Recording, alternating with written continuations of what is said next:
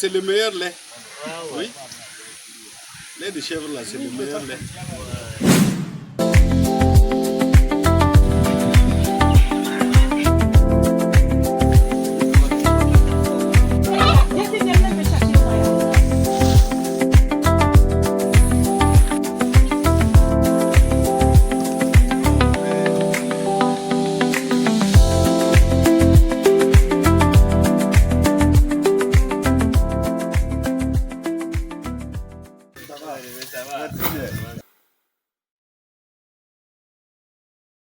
Je m'appelle Zabas Saga, je suis enseignant de profession, éleveur agriculteur par passion, car depuis mes postes en campagne, j'ai toujours exercé pendant les vacances l'agriculture ou l'élevage qui vient en appui à ce que je fais comme métier d'enseignant.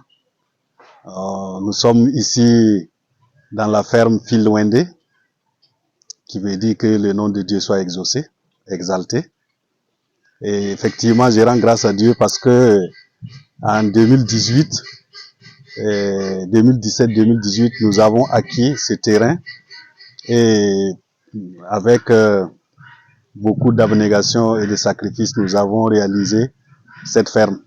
Aujourd'hui, nous pouvons dire qu'elle n'est pas à son apogée, mais les fruits que nous récoltons déjà montrent que Dieu a mis la main, Dieu a tendu la main, il a été avec nous, car lors de son inauguration, nous avons, c'est ce que nos pères spirituels ont prié et demandé.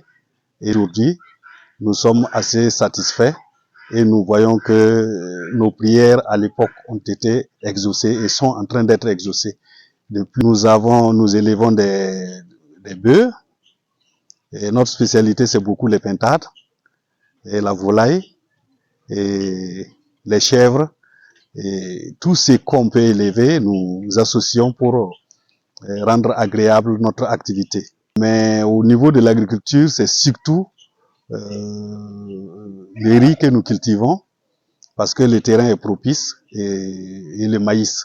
Et la ferme Filwende, aujourd'hui, couvre 3 hectares et demi, à moitié clôturé par des grillages. Et notre première activité d'élevage a consisté à l'élevage des porcs. Et nous avions à l'époque acquis 2 truies gestantes et que nous avons mené à en tout cas la gestation, et nous avons commencé par ces 2 truies gestantes là.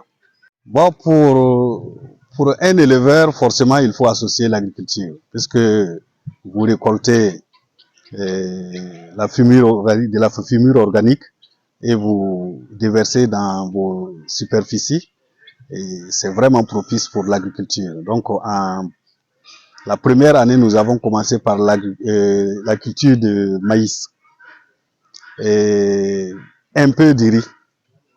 Et malheureusement, c'était une année qui n'a pas été tellement ça pour nous, parce que le riz n'a pas tellement donné.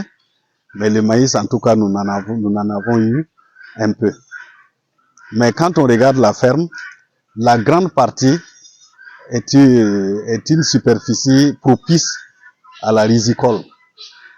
Et le maïs, nous forçons pour avoir au moins un demi-hectare, parce que nous sommes dans le processus de l'élevage, et puis bon, il faut que tous ceux qui travaillent ici aussi puissent en vivre. Sinon, nous avons comptabilisé 44 sacs de riz et 42 sacs de maïs. Voilà. Donc, c'était vraiment une récolte record, parce que avec un si petit terrain, parce que ici là, avec les demi-hectares, nous avons loué un espace ailleurs encore pour pouvoir produire du maïs. Donc, nous avons en gros 3 personnes. Il y a le basse-courier et sa femme qui s'occupent de tout, et nous avons le berger également qui s'occupe des animaux. Voilà. Et la production de cette année, nous estimons autour de 1000. ces pintades de cette année. Et c'est le principal poulailler comme ça. Ça, c'est lorsque nous voulons dormir, nous restons ici. On a reproduit une maison typique campagne qui nous donne vraiment satisfaction parce que réellement, en toit de paille. Le basse-courrier, lui, il est de l'autre côté avec sa famille. Et ça, c'est l'espace réservé au riz, la culture du riz. C'est en gros 1 hectare et demi. Voilà. Oui, oui.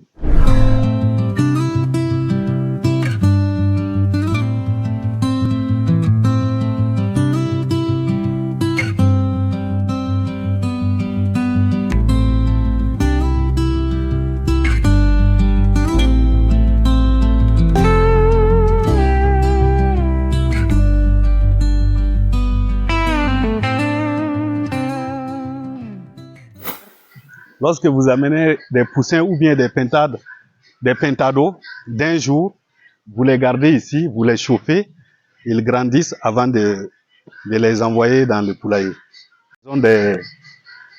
La saison des pluies, toutes les chèvres là sont rentrées maintenant ici.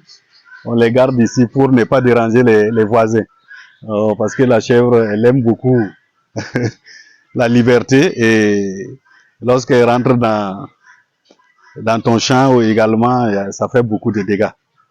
Amula sawaro ga sira ton sing tunda bon mame wa singa yuma tabala wuto la tuka la tunga son akenda me wala son wuto sira ay parno moro da mame moro da sira sa yete bumpa pamde wala da anyoda men go pamde no si aya pamde de pamde buli ko men ni do wad mun jamba de be se de kamansi atiya son wala tunda tala nyodo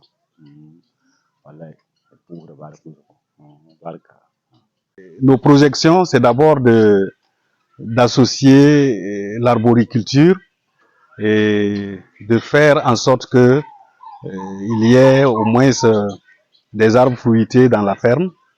Cela peut aider souvent à entretenir non seulement ceux qui travaillent ici, mais aussi la production d'élevage.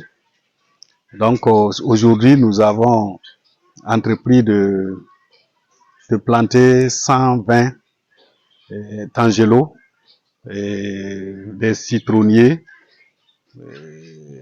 aussi des arbres fruitiers comme la pomme cannelle et autres. Voilà. Effectivement, pour ambition d'agrandir, de multiplier les effectifs, de faire en sorte que peut-être d'autres jeunes puissent venir travailler et comprendre. Parce que d'abord, quand vous travaillez, vous apprenez les techniques et plus tard, vous pouvez être autonome. Voilà. Bon, c'est l'appel aussi que je lance aux jeunes. Le travail, on le fait pour acquérir des techniques et des méthodes.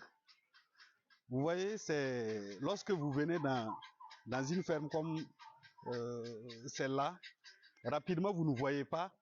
Et on se demande mais pourquoi c'est comme ça. Mais quand on va voir la rigueur dans la discipline qu'on mène pour pouvoir atteindre ses objectifs, si on applique dans sa propre vie, peut-être qu'on aura des objectifs similaires, sinon plus.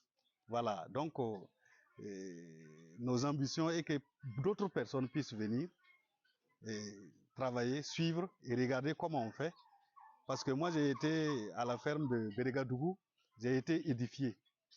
J'ai été édifié parce que les gens arrivent à réaliser. Voilà. Et c'est une vie. Lorsque vous arrivez, vous voyez, c'est une vie. Tout ce dont vous avez besoin, vous trouvez sur place à Beregadougou. Et les gens travaillent comme à la fonction publique. Ils montent le matin, ils descendent à 12h, ils montent à 15h, ils descendent à 18h et ils reviennent le matin. Il y a des gens qui prennent la garde la nuit pour voir juste est-ce que les porcs sont...